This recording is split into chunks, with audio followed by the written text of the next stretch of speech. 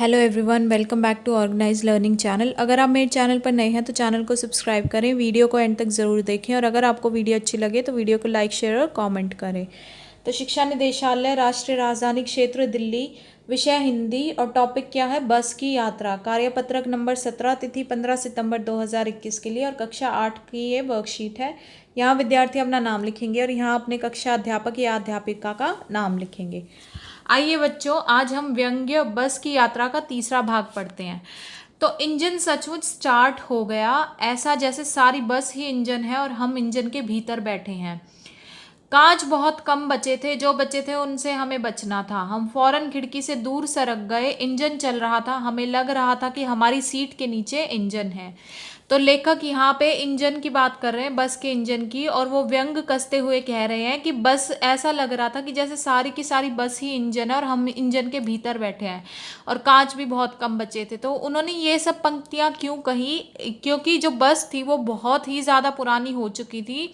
वो इतनी पुरानी हो चुकी थी कि उसका सारा इंजन जो है उसमें स्टार्ट होते ही बहुत ज़्यादा आवाज़ आ रही थी और बस में बहुत ज़्यादा ही झटके उनको लग रहे थे और जो खिड़कियाँ वगैरह थी उन सबके कांच टूट चुके थे और जो बचे हुए कांच थे उनसे उनको अपने आप को बचाना था कि कहीं वो उनको लग ना जाए।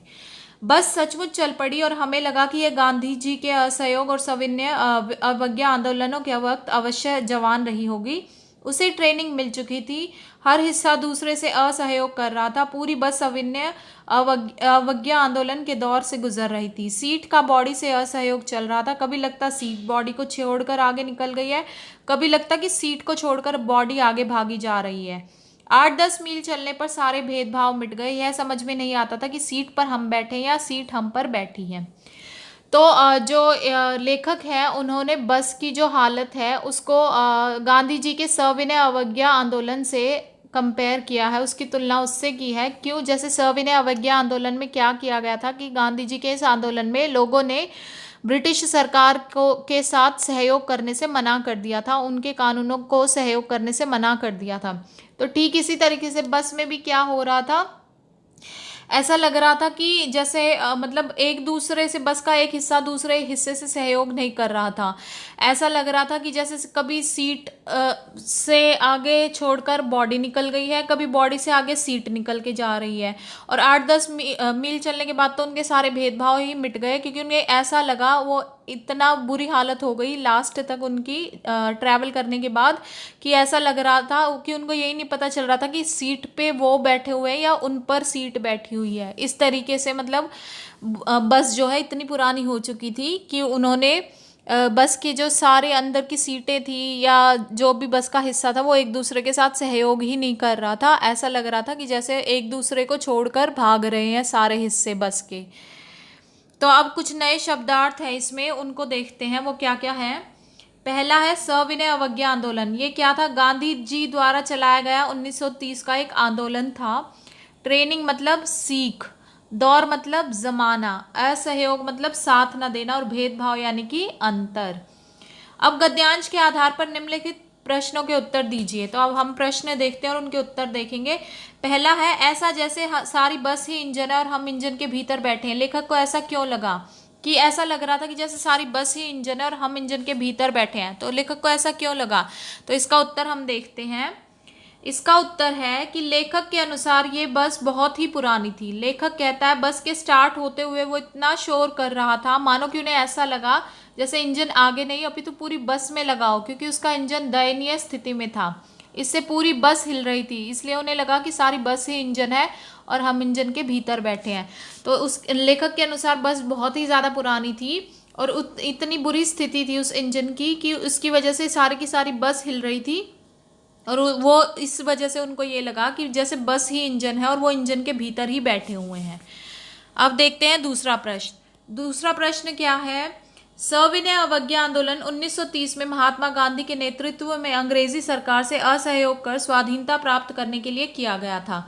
इसमें अंग्रेजी सरकार के साथ सहयोग न करने की भावना थी। तो लेखक ने सविनय अवज्ञा का उपयोग बस के संदर्भ में क्यों किया है, ये समझाकर बताना है।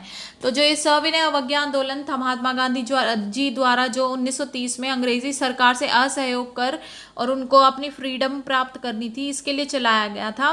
तो इसमें उन्होंने अंग्रेजी सरकार को सहयोग न करने की भावना रखी थी।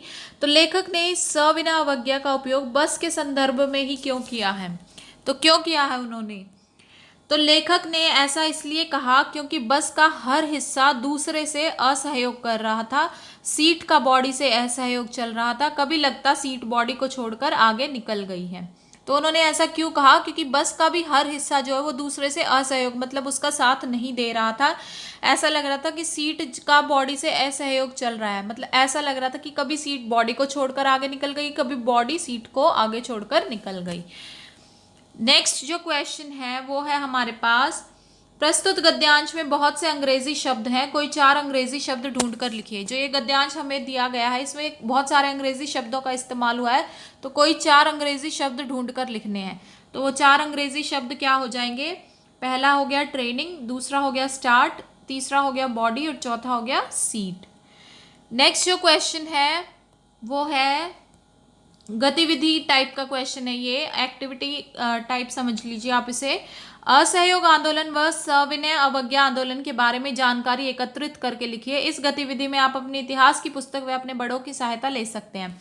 तो इस गतिविधि में आपको क्या करना है? असहयोग आंदोलन और सविनय अवज्ञा आंदोलन के बारे में आपको जानकारी इकट्ठी करनी है, और इस जानकारी के लिए आप अपनी हिस्ट्री की बुक का इस्तेमाल कर सकते हैं या अपने बड़ों से मदद ले सकते हैं। तो देखते हैं कि हम इसके बारे में क्या लिख सकते हैं। तो असहयोग आंदोलन क्या था? महात्मा गांधी के नेतृत्व में चलाया जाने वाला यह प्रथम जन आंदोलन था। असहयोग आंदोलन का प्रस्ताव कांग्रेस के कलकत्ता अधिवेशन में 4 सितंबर 1920 को पारित हुआ। और सविनय अवज्ञा आंदोलन क्या था? यह आंदोलन ब्रिटिश साम्राज्यवाद के विरुद्ध भारतीय राष्ट्रीय कांग्रेस द्वारा चलाए जाने वाले जन आंदोलनों में से एक था। इस आंदोलन के अंतर्गत नमक कानून का उल्लंघन कर स्वयं द्वारा नमक बनाए जाने का कार्यक्रम चलाया गया था। तो ये हमारे चारों प्रश्नों के उत्तर हो जाएंगे। ये फर्स्ट का, ये सेकंड, ये थर्ड और ये फोर्थ। तो आशा है आपको वीडियो अच्छी लगी होगी। अगर आपको वीडियो अच्छी लगी है तो वीडियो को लाइक, शेयर और कमेंट करें और चैनल को सब्सक्राइब करें, और मिलते हैं नेक्स्ट वीडियो में।